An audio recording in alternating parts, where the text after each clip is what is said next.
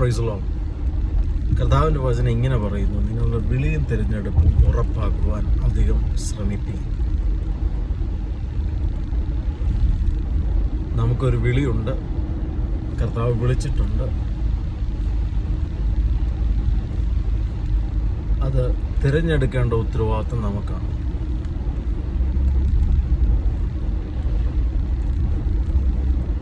ദൈവം വിളിച്ചതിനും തിരഞ്ഞെടുത്തതിനും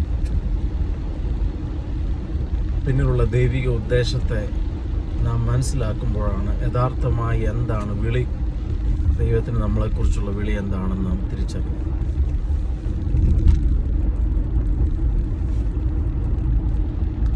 കർത്താവിൻ്റെ വചനത്തിൽ ഇങ്ങനെ കാണുന്നു. 1 കൊരിന്ത്യർ 1-ാം അധ്യായത്തിൽ കാണുന്നുണ്ട്: സഹോദരന്മാരെ, നിങ്ങളുടെ വിളിയെ നോക്കുവിൻ.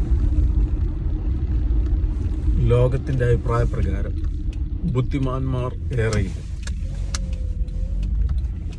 അതാണ് ലോകത്തിൻ്റെ അഭിപ്രായം.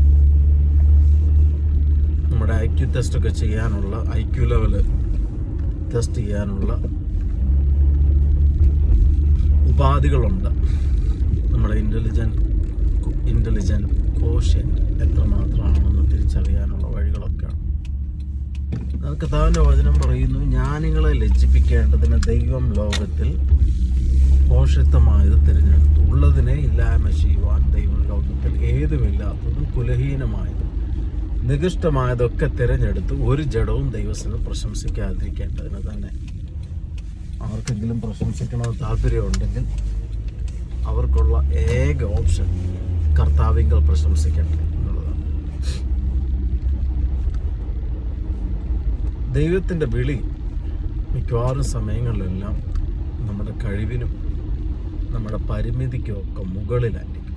നമ്മുടെ കഴിവ് കൊണ്ടും പരിമിതി കൊണ്ടും നമ്മുടെ വിദ്യാഭ്യാസ യോഗ്യത കൊണ്ടൊക്കെ നമുക്ക് ചെയ്ത് തീർക്കാവുന്നതിനും മുകളിൽ ഉള്ള സാധ്യതകളിലേക്കായിരിക്കും ദൈവം മിക്കവാറും നമ്മെ വിളിക്കുന്നത്. കാരണം ഒന്നുകൊണ്ടല്ല, ദൈവത്തിൻ്റെ വിളി പൂർത്തീകരിപ്പാൻ മനുഷ്യൻ്റെ കഴിവിനേക്കാൾ സാധ്യതകളേക്കാൾ അപ്പുറമായി ദൈവത്തിൻ്റെ കൃപയാണ്, തൻ്റെ ഗ്രേസാണ് അതിൽ ഉപയോഗിക്കാൻ എടുക്കണം ദൈവം നമ്മെക്കുറിച്ച് ആഗ്രഹിക്കുന്നത്. അപ്പോൾ ദൈവം നമ്മെ വിളിച്ച കാര്യങ്ങളും ദൈവത്തിൻ്റെ വിളിയും നമ്മുടെ കഴിവും സാധ്യതകളുമായി നാം താരതമ്യം ചെയ്ത് നോക്കുമ്പോൾ, അല്ലെങ്കിൽ ലോകത്തിൻ്റെ ഇൻ്റലിജൻറ്റ് ടെസ്റ്റുമായിട്ടൊക്കെ നാം താരതമ്യം ചെയ്ത് നോക്കുമ്പോൾ പരാജയപ്പെട്ടു. അപ്പോഴത്തേക്ക് നാം നിരാശരായിത്തീരും. എന്നെക്കൊണ്ട് ഇത് ചെയ്തു തീർക്കാൻ കഴിയുമോ? എന്നെക്കൊണ്ട് ഇത് പറ്റുമോ? മറ്റാരെങ്കിലും ഒക്കെ ഇല്ലേ എന്നെക്കാട്ടിൽ വലിയവരായിട്ടുള്ളത്? അവരെ ദൈവത്തിന് തിരഞ്ഞെടുത്തു കൂടായിരുന്നു? എന്തുകൊണ്ട് ഞാൻ? അല്ലെങ്കിൽ ഈ ടാസ്ക് അല്ലെങ്കിൽ ഈ ഉത്തരവാദിത്തം ഞാൻ എടുത്താൽ പരാജയപ്പെട്ടു പോകും, മറ്റുള്ളവരുടെ മുമ്പിൽ എനിക്കതൊരു നിന്ദയായി തീരുമെന്നെല്ലാം നാം ചിന്തിച്ച് നിരാശപ്പെട്ട് മാറിപ്പോകാറുണ്ട്. എന്നാൽ ദൈവവചനത്തിൽ പ്രകാരം പറയുന്നു: ബലഹീനതയിൽ തികഞ്ഞു വരുന്ന ദൈവശക്തി. പൗലോസ് അത് അനുഭവിച്ചിട്ട് പറയുകയാണ്: ഞാൻ ബലഹീനായിരിക്കുമ്പോൾ തന്നെ ശക്തനാക്കും. എന്നെ ശക്തനാക്കുന്നവൻ മുഖാന്തരം ഞാൻ സകലത്തിലും മതിയാകുന്നു. സകലത്തിനും മതിയാകുന്നു. ഒന്നിനും കുറവില്ലാതെ ദൈവസന്നിധിയിൽ ഉറച്ചു നിൽക്കുവാൻ തക്കവണ്ണം നമ്മൾ കൂടി പ്രവർത്തിപ്പാൻ ദൈവം തൻ്റെ ആത്മാവിനെ, ദൈവം തൻ്റെ ശക്തിയെ, തൻ്റെ കൃപയെ നമുക്ക് വേണ്ടി നൽകിയിരിക്കുന്നു. അപ്പോൾ പ്രശംസിക്കുന്നവൻ കർത്താവിൽ പ്രശംസിപ്പാനിടയാണ്. നമുക്ക് തന്നെ അറിയാം, നമ്മുടെ കഴിവുകൊണ്ട്, നമ്മുടെ കഴിവിനപ്പുറമായ പല കാര്യങ്ങളും ചെയ്തപ്പോൾ ഒന്ന് ഇരുന്ന് ചിന്തിച്ചാൽ നമുക്ക് മനസ്സിലാകും, സ്വന്തം കഴിവുകൊണ്ടല്ല ആ കാര്യങ്ങളൊക്കെ ചെയ്യുന്നത്. ദൈവനാമ മഹത്വം നമ്മൾ കൂടി വരുവാൻ തക്കവണ്ണം തൻ്റെ ശക്തി നാം ആകുന്ന മൺപാത്രങ്ങൾ കൂടി പരിവർത്തിച്ചതുകൊണ്ടാണ്, അതിൽ കൂടി ദൈവപ്രവൃത്തി നടന്നതുകൊണ്ടാണ് അങ്ങനെ വെളിപ്പെട്ട് വരുവാനിടയായിത്തീർന്നത്. അങ്ങനെയെങ്കിൽ ദൈവത്തിൻ്റെ വചനം പറയും: നാം ചോദിക്കുന്നതിലും നനയ്ക്കുന്നതിലും അത്യന്തപരമായി ചെയ്യുവാൻ നമ്മിൽ വ്യാപരിക്കുന്ന ശക്തിയാൽ കഴിയുന്നവന് സഭയിൽ മഹത്വം ഉണ്ടാകുകയാണ്. ദൈവജനത്തിൻ്റെ മുമ്പിൽ അത് മഹത്വത്തിന് കാരണമായി തീരുകയാണ്. എന്താണ് മഹത്വം? നിങ്ങളുടെ കഴിവ് പ്രദർശിപ്പിച്ചതാണോ? നിങ്ങൾ നന്നായി പെർഫോം ചെയ്തതാണോ മഹത്വമായി തീരുന്നത്? അല്ല. ആരുടെ നോട്ടത്തിൽ ഒരു കഴിവിനും ഒന്നിനും കൊള്ളരുതാത്ത നിങ്ങൾ നല്ല രീതിയിൽ നിങ്ങളുടെ കഴിവിനേക്കാൾ അപ്പുറമായി ദൈവനാമത്തിന് വേണ്ടി പ്രവർത്തിക്കുമ്പോൾ ദൈവമാണ് അതിൽ കൂടി പ്രവർത്തിച്ചത്. അത് ദൈവത്തിൻ്റെ ശക്തിയല്ലാതെ മറ്റൊന്നുമല്ല എന്ന് ചിന്തിച്ച് അവർ ദൈവത്തെ മഹത്വപ്പെടുത്തുവാനിടയാകും.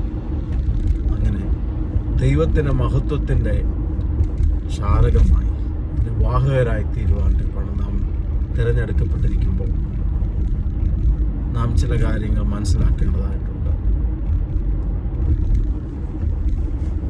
നാം നമ്മെ തന്നെ ശോധന ചെയ്താൽ നമ്മുടെ കഴിവുകൾ നാം അപര്യാപ്തത ഉള്ളവരായി നമുക്ക് മനസ്സിലാക്കുവാൻ കഴിയും.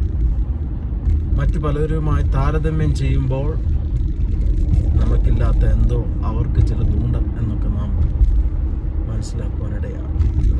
ഇതെല്ലാം ഉള്ളപ്പോൾ യഥാർത്ഥമായി ആത്മീയ കണ്ണ് തുറന്നവൻ ക്രിസ്തുവുമായി വളരെ ആഴത്തിലുള്ള ബന്ധമുള്ളവൻ തിരിച്ചറിയേണ്ട ഒരു കാര്യമുണ്ട്. എന്നിലുള്ള കുറവിനെ നികത്താൻ ഈ ലോകത്തിൽ സൃഷ്ടിച്ച ഏറ്റവും കഴിവുള്ളവനെ സൃഷ്ടിച്ച സകലത്തെ നിയന്ത്രിക്കുന്ന ദൈവം തന്നെ അവിടേക്ക് ഇറങ്ങി വരുമ്പോൾ അത് വലിയ സാധ്യതയായി തീരുകയാണ്. നാം ചെയ്യുന്നതിനേക്കാൾ എന്തുകൊണ്ടും തികച്ചും ഏറ്റവും മനോഹരമായി ചെയ്യാൻ ദൈവത്തിന് കഴിയും. ദൈവം അതിനെ ഏറ്റവും ഭംഗിയായ രീതിയിൽ പൂർത്തീകരിക്കാനിടയാകും, പൂർണ്ണതയിലേക്ക് കൊണ്ടുപോകുവാനിടയാകും. അങ്ങനെ നാം ഒന്നിനും കൊള്ളരുതാത്തവരായി നമുക്ക് തന്നെ തോന്നിയാൽ, ലോകത്തിന് തോന്നിയാൽ, അങ്ങനെ പലരും നമ്മെക്കുറിച്ച് വിധി എഴുതിയാൽ നമ്മുടെ സാധ്യത ഏറ്റവും വലുതാണെന്ന് നാം തിരിച്ചറിയാനിടയാകട്ടെ. നാം അത്രമാത്രം എംപ്റ്റിയായി നിൽക്കുകയാണ്. എന്തിന്? ദൈവകൃപയെ വഹിപ്പാൻ്റെ ഗുണം നമുക്ക് ഒത്തിരി റൂമുണ്ട്.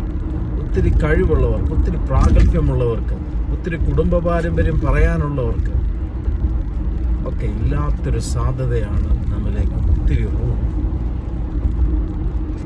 നമ്മുടെ എംപ്റ്റിനെസ് ദൈവത്തിൻ്റെ മുന്നിൽ വഹിപ്പാൻ്റെ കൊണ്ട് ദൈവം നമ്മെ തിരഞ്ഞെടുക്കും. ആകയാൽ നമുക്കൊന്ന് ധൈര്യപ്പെടുവാനിടയാകട്ടെ, നമ്മുടെ വിളിയെ ഉറപ്പിക്കുവാനിടയാകട്ടെ, അതിനെക്കുറിച്ച് നാം ചിന്തിപ്പാനിടയാകട്ടെ.